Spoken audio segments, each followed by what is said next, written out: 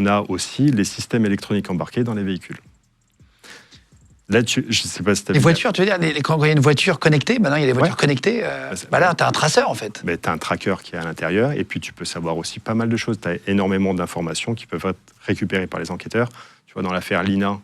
La jeune fille de 15 ans, non? C'est ça, donc elle a été recouverte en plein milieu de la France.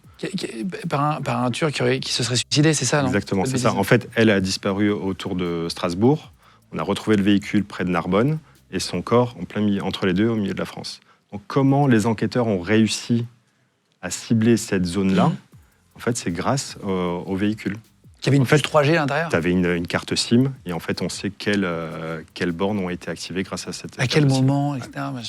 Incroyable. Ouais. Oui, c'est vraiment, en fait, finalement, à l'époque, tout ce qui s'est passé dans les années 80, ce serait très dur de le refaire. Les braquages comme ça, c'est quasiment... C'est pour ça qu'il y a moins en moins de braquages. J'imagine aussi, ça a permis de diminuer tout ça.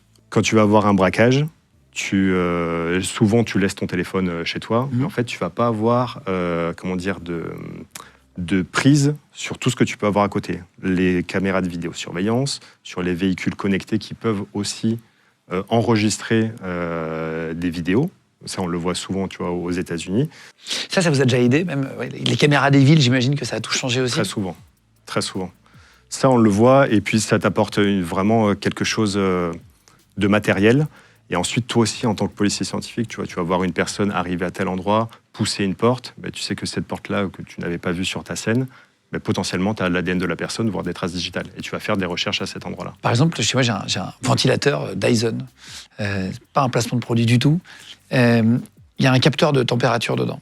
Et en fait, sur l'application, je peux voir s'il y a une telle personne qui est rentrée.